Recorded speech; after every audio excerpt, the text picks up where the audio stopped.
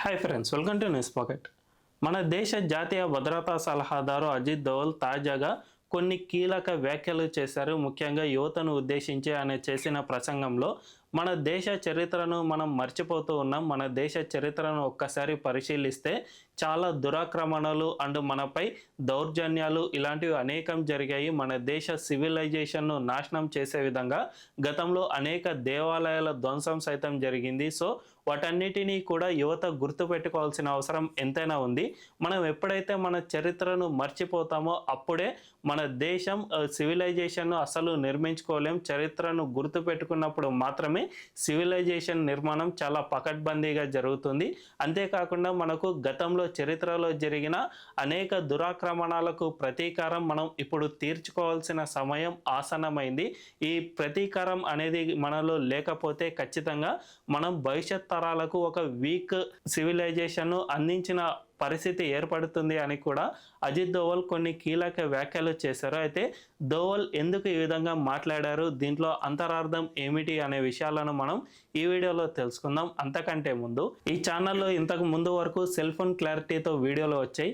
ఇకపై నుంచి కెమెరా క్వాలిటీతో మీకు వీడియోలు అందించే ప్రయత్నం చేస్తూ ఉన్నాం. మేము చేసే ఈ ప్రయత్నానికి మీ సపోర్ట్ ఖచ్చితంగా కావాలి అని మీ అందరినీ కోరుకుంటున్నాను. ఈ ఛానల్ను వెంటనే సబ్స్క్రైబ్ చేసుకుని బెల్ ఐకాన్ను క్లిక్ చేయడం అస్సలు మర్చిపోవద్దు. ఇక డీటెయిల్స్లోకి వెళ్తే అజిత్ దోవల్ ఈ విధంగా వ్యాఖ్యానం చేయడానికి ముఖ్యంగా ఒక ఇంగ్లీష్లో ఒక సేయింగ్ ఉంటుంది. అదేమిటంటే చరిత్రను మర్చిపోయిన వాళ్ళు తమ నాగరికతను అసలు నిర్మించుకోలేరు. చరిత్రలో మనపై జరిగిన వాటిని ఆధారంగా చేసుకునే మనం భవిష్యత్ తరాలను నిర్మించుకోవాలి అనే దానికి సంబంధించి ఒక ఈడియం ఉంటుంది. అది ఎందుకంటే మనపై ఎప్పుడైనా కానీ ఒక నాగరికత అనేది అనేక ఒడిదొడుకులు లేదంటే అనేక దౌర్జన్యాలు దాడులను ఎదుర్కొని తట్టుకుని నిలబడినప్పుడే ఒక నాగరికత సర్వైవ్ అవుతూ ఉంటుంది. గతంలో మనం ప్రపంచంలో అనేక నాగరికతలు పుట్టుకొచ్చాయి, ఆ తర్వాత అంతమైపోయాయి. ఎందుకంటే అవన్నీ కూడా చరిత్రలో జరిగిన దౌర్జన్యాలను అవి గుర్తుపెట్టుకోకుండా వాటికి ప్రతీకారం తీర్చుకోకుండా అలాగే ఉండిపోతూ శాంతి లేదంటే ఇతర వ్యాఖ్యానాలు చేస్తూ ఇవి పూర్తిగా తమ నాగరికతను కొనసాగించే ప్రయత్నం చేశాయి. కానీ ఈ దౌర్జన్యాల వల్లనే చాలా పెద్ద పెద్ద నాగరికతలు గ్రీకు, మెసపోటోనియా ఇలాంటి అనేక ప్రాచీన నాగరికతలు సైతం అంతమైపోయిన దశకు చేరుకున్నాయి. కానీ మన భారతదేశ నాగరికతను మనం ఒక్కసారి చూసుకుంటే మనది వేల ఏళ్ళ నాగరికత. మనం కొన్ని వేల సంవత్సరాలుగా ఇదే సివిలైజేషన్ కంటిన్యూ చేస్తూనే వస్తూ ఉన్నాం. గతంలో మనపై అనేక దాడులు జరిగినా కూడా మనం వాటన్నిటిని తట్టుకొని నిలబడగలిగాం. సో అంతేకాకుండా ఈ దాడులకు ప్రతీకారంగా మనం చరిత్రలో ఎప్పటికప్పుడు దానికి సంబంధించి చర్యలు తీసుకుంటూ ఉన్నాం. కాబట్టి ఇప్పుడు మనం ఇంత గొప్ప పొజిషన్లో ఉన్నాం.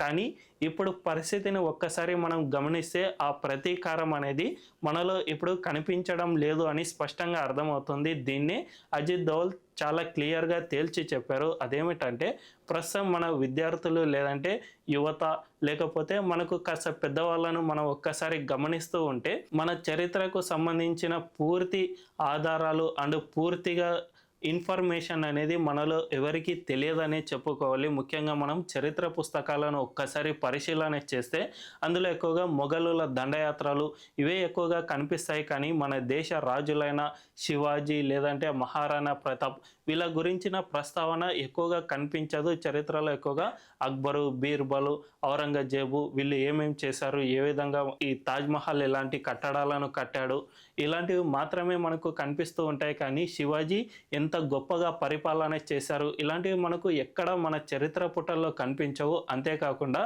మనం చదువుకున్న చరిత్ర పుస్తకాల్లో శివాజీ గురించిన ప్రస్తావన వచ్చినప్పుడు ఆయన జస్ట్ 5 అడుగుల పొట్టివాడు అనే విధంగా సైతం మన చరిత్రలో రాసుకొచ్చారు. అంటే ఇది ఎంత దారుణంగా ఉందో అర్థం చేసుకోవచ్చు. దీన్ని ఎంతోమంది చరిత్రకారులు వీటిని వివరించే ప్రయత్నం చేసినా కూడా వాటన్నిటిని విస్మరించారు.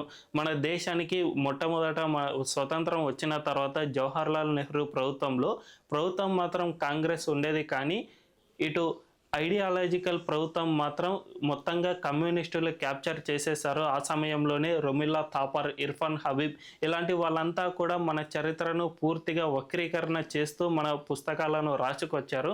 సో మనం ఎక్కడ పుస్తకాల్లో చదివినా కూడా మన గతంలో మన దేశంలో హిందూ దేవాలయాల విధ్వంసం, అంతేకాకుండా బౌద్ధ రామాల విధ్వంసం ఇవన్నీ కూడా పూర్తిగా కనుమరుగు చేస్తూ మన దేశంపై ఎవరైతే దురాక్రమణ చేశారో వాళ్ళని కీర్తించడం వీళ్ళు స్టార్ట్ చేశారు. అందువల్లనే మనం పూర్తిగా మన చరిత్రను విస్మరించాం. మనం గతంలో చాలా ఉన్నతిగా బతికాం, చాలా గొప్పగా బతికాం అనే విధమైన మైండ్ సెట్ అనేది ఇప్పటికే మనలో పడిపోయింది. సో దీనంతటిని పూర్తిగా ప్రక్షాళన చేయాల్సిన అవసరం ఎంతైనా ఉంది. ప్రస్తుతానికైతే టెక్స్ట్ బుక్స్ మొత్తంగా చేంజ్ అయిపోయాయి.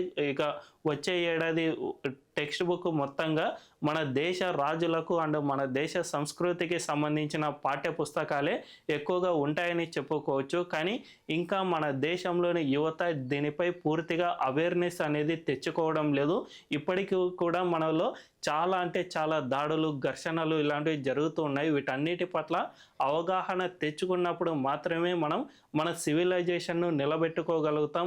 ఈ అవగాహన వచ్చిన తర్వాత దీనికి సంబంధించి ప్రతీకార చర్యలు ఏ విధంగా తీసుకుంటాం అనే విషయాలన్నీ కూడా దీనిపై ఆధారపడి ఉంటాయి. ప్రతీకారం అంటే మనం అవతలి వాళ్ళపై యుద్ధం చేయడమో లేదంటే వాళ్ళను అణిచివేయడమో ఇలాంటివి అస్సలు చేయం. ఎందుకంటే మన దేశ నాగరికత అనేది అంత గొప్పది. ప్రపంచంలో అనేక మతాలు ఘర్షణలు, పోట్లాటలు, యుద్ధాలు చేసుకున్న సమయంలో కూడా మన దేశంలోని హిందూ సనాతన ధర్మం అనేది అసలు ఎలాంటి యుద్ధాలు అండ్ ఇతర మతాలపై దౌర్జన్యం, దండయాత్రలు ఇలాంటి వాటికి అస్సలు పాల్పడలేదని చెప్పుకోవాలి. సో అంత గొప్పది మన సనాతన ధర్మం. కానీ ఈ ప్రతీకారం ఏ విధంగా ఉండాలి అంటే మన సివిలైజేషన్ను ఇంకా గొప్పగా ఉన్నతిగా తీసుకువెళ్ళే విధంగా ఉండాలి. మనం గతంలో ఏవైతే నష్టపోయామో అలాంటివి భవిష్యత్తులో రాకుండా ఉండాలి అంటే దానికి తగ్గట్లు మనం ఏమేం చేయాలి, ఎటువంటి చర్యలు తీసుకోవాలి, ఇలాంటి వాటన్నిటినీ కూడా మనం ఎప్పటికప్పుడు పరిశీలన చేసుకుంటూ ఉండాలి. అందుకు తగిన శ్రమ మనం చేయాలి. మన భారతదేశ ప్రభుత్వం ఇప్పుడు చాలా గొప్ప ప్రభుత్వంగా ఉంది. కేంద్రంలోని నరేంద్ర మోదీ నాయకత్వంలో ఈ సివిలైజేషన్ రివైవ్ అనేది జరుగుతూ ఉంది అని కూడా అజిత్ దోవల్ తేల్చి చెప్పారు. ఇందుకు నెపోలియన్కు సంబంధించిన ఒక ఇంగ్లీష్ సేయింగ్ అనేది ఉంటుంది. దాన్ని ఉటంకించారు అజిత్ దోవల్. అదేమిటంటే 100 లయన్స్ ఉన్నా కూడా దాన్ని లీడ్ చేసేది ఒక గొర్రె అయితే అసలు దానికి ఎవరు భయపడరు. కానీ 100 గొర్రెలు ఉన్నా కూడా ఒక లైన్ ఆ మందను లీడ్ చేస్తుంది అంటే ఖచ్చితంగా దానికి భయపడాల్సిన అవసరం ఎంతైనా ఉంటుంది. సో నాయకత్వం అనేది అంత గొప్పగా ఉండాలి. ప్రస్తుతం మన దేశ నాయకత్వం అనేది ఇదే విధంగా స్ట్రాంగ్గా ఉంది కాబట్టి ఖచ్చితంగా ఈ టైంలోనే మనం మన సివిలైజేషన్ను రివైవ్ చేసుకోవాల్సిన అవసరం ఎంతైనా ఉంది. లేకపోతే మనం గతంలో ఏ విధంగా అయితే నష్టపోయామో భవిష్యత్తులో కూడా అదే విధంగా నష్టపోతూనే ఉంటాం. తద్వారా మన సివిలైజేషన్ అనేది పూర్తిగా అంతమైపోయినా ఆశ్చర్యపోనక్కర్లేదు అని అజిత్ దోవల్ అందరినీ హెచ్చరించారు. సో ఇప్పటికైనా మన దేశ యువత మన సివిలైజేషన్ను ఏ విధంగా రివైవ్ చేయాలి అనే విధంగా ఆలోచన చేయగలిగితే అది చాలా గొప్పదని చెప్పుకోవచ్చు. మరి ఈ వీడియోపై మీ అభిప్రాయం ఏంటో కామెంట్ల రూపంలో తెలియజేయండి. అండ్ ఈ వీడియో కనుక మీకు నచ్చినట్లయితే ఖచ్చితంగా మా ఛానల్ను సబ్స్క్రైబ్ చేసుకొని బెల్ ఐకాన్ను క్లిక్ చేయడం అస్సలు మర్చిపోవద్దు. Thank you.